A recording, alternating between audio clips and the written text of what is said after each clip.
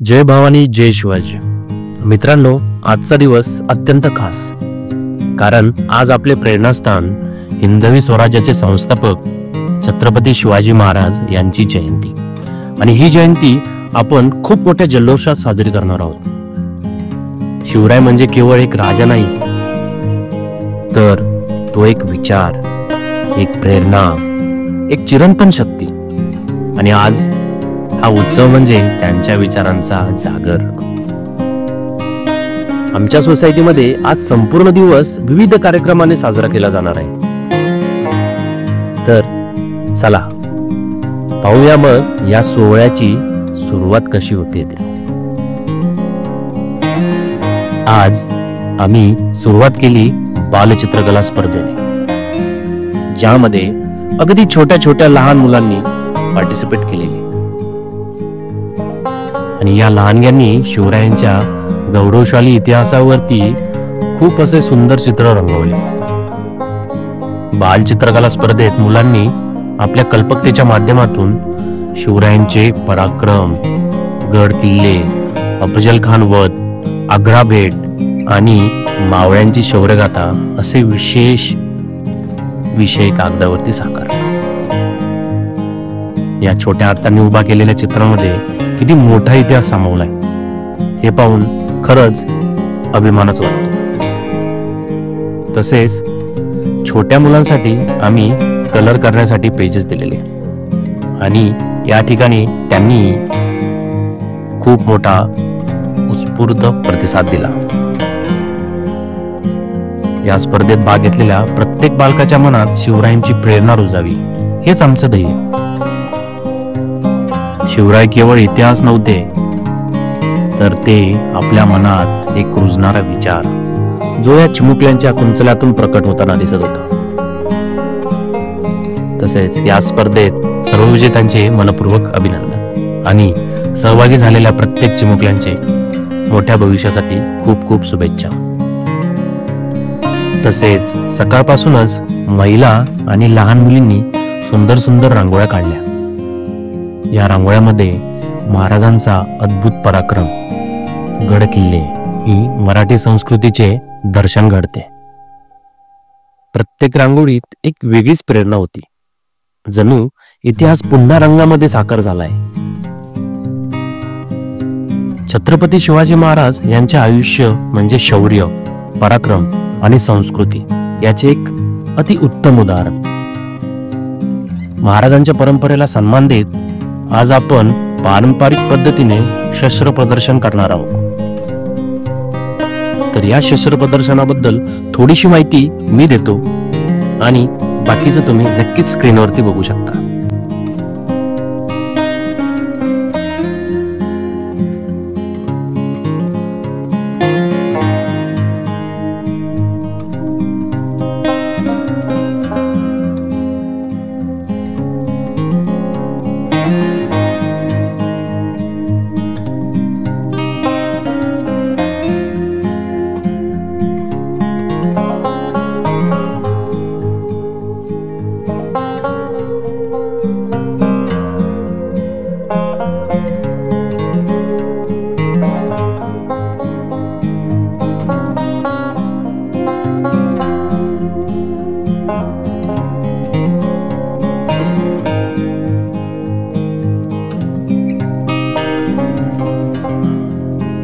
पाता, एक लांब, वाकडी आणि अत्यंत तीव्र गतीने चालवली जाणारी तलवार. धनुष्यबाण, गनिमी काव्यासाठी उपयोगात आणले जात असे. भाला, लांबट आणि टोकदार भाला, शत्रूला लांबूनच मारण्यास मदत करत असे. बिचवा, छोट्या हातांच्या झुंजीसाठी वापरण्यात येणारे हलके पण एक प्रभावी शस्त्र. त्यानंतर सगळ्यात महत्वाचे म्हणजे तोफखाना, किल्ल्यांच्या संरक्षणासाठी आणि लढाईमध्ये वापरले जाणारे हे मोठे शस्त्र. दांडपट्टा, दोन्ही बाजूंनी धार असलेली तलवार. शिवरायांच्या मावळ्यांचे हे अत्यंत आवडते शस्त्र होते. जसं आत्ताच सांगितल्याप्रमाणे सिंहगड जिंकून घेणारा बिचवा, जो मावळ्याच्या शौर्याची आठवण करून देतो. हातात भाला घेतला की मावळ्याची हिंमत दुप्पट व्हायची, कारण शिवरायांचा आशीर्वाद त्यांच्या सोबत असायचा. तोफखान्याचे गोळे जे किल्ल्याचे संरक्षण करत राहायचे आणि शत्रूच्या छावणीवरती कसा धूर उडवायचे. पाता जो एकदा फिरवला की शत्रूची सुटका नाही. या ठिकाणी अगदी सगळ्या शस्त्रांचे नाव आणि माहिती दिली आहे. मी काही कारणामुळे संपूर्ण वाचून दाखवू नाही शकणार, परंतु तुम्ही नक्कीच पूर्णपणे हा व्हिडिओ बघा.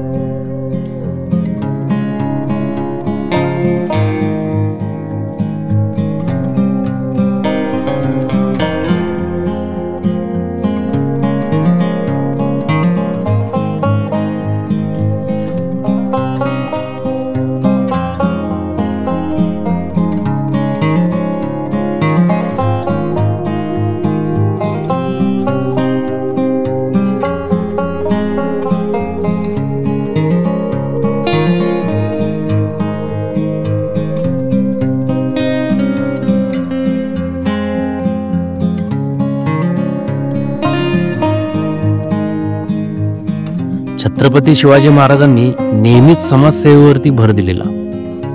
त्यांच्या शिकवणीचा आदर म्हणून आम्ही आज रक्तदान शिबिरांचे आयोजन केले. कारण आपले रक्त कोणाच्या तरी जीवन वाचू शकते. हीच खरी शिवसेवा, हीच खरी स्वराज्याची शिकवण. संपूर्ण सोसायटी आज शिवमय झाली. सभोवताली भगवे ध्वज फडकत, ढोलताशांच्या गजरात शिवरायांचे जयघोष. प्रत्येक जण शिवरायांच्या प्रेमात न्हालेला. एक ही पर्वणीच, एक सोहळा जो आपल्या हृदयात कायम कोरला जाणार. लहानपणी मी वाचलेला एक किस्सा आठवला. छत्रपती शिवाजी महाराज आणि गनिमी कावा.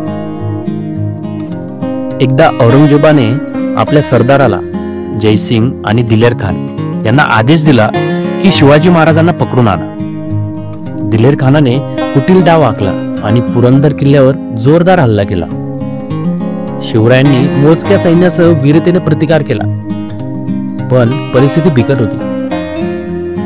महाराजांना समजले की युद्धाने जिंकणे अतिशय कठीण, पण बुद्धीने मात्र जिंकता येईल. मग काय, महाराजांनी गनिमी काव्याचा वापर केला.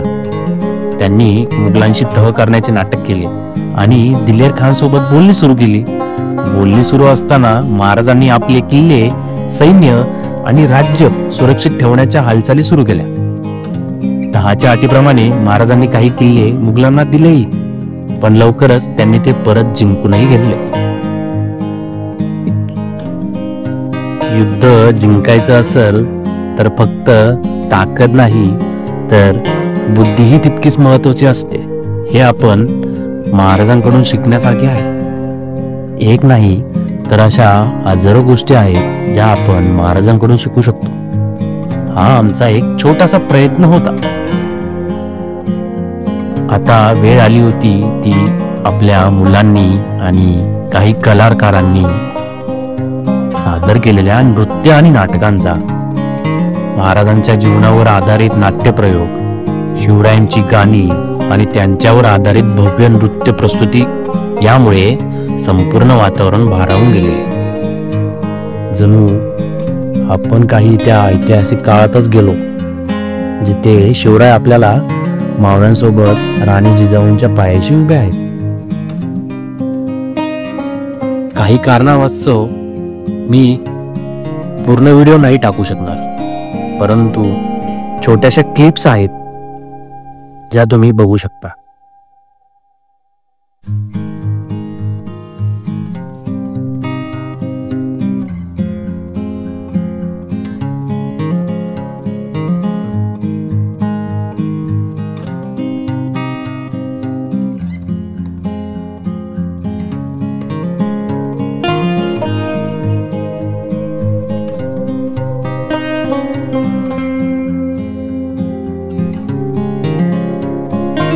अजून एक छोटासा किस्सा. विजापूरचा सरदार अफजल खान शिवाजी महाराजांचा वध करण्यासाठी खूप मोठे सैन्य घेऊन स्वराज्यावरती चाल करून आला. त्याचा उद्देश एकच, शिवरायांचा नाश.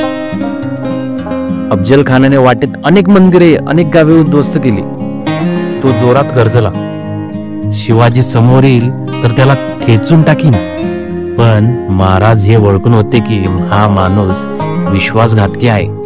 म्हणूनच त्यांनी अत्यंत शिताफीने रणनीती आखली. त्यांनी आखला प्रतापगडचा डाव.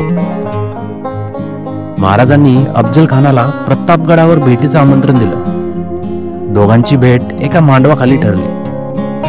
नियमानुसार शस्त्र न घेता दोघंही एकमेकांवर होते. पण अफजल खान कपटी होता. त्याने आपल्या कुऱ्हाडी, तलवार सगळं काही लपवलेलं. मग इथे येते शिवरायांची चतुराई. जेव्हा अफजल खानाने शिवबा ये गड्या मिठी मारू असं म्हणून महाराजांना मिठी मारली, तेव्हा तो अचानक भरदाट ताकदीने शिवरायावरती वार केला. पण महाराज आधी सावध होते. शिवरायांनी आपल्या वाघनखाने अफजल खानाचा कोथळाच बाहेर काढला. जखमी अफजल खान धडपडत बाहेर पडू लागला. पण बाहेर तैनात असलेल्या जीवा महालाने एका वारात त्याचा जीव घेतला. काय झाले? स्वराज्याचा विजय.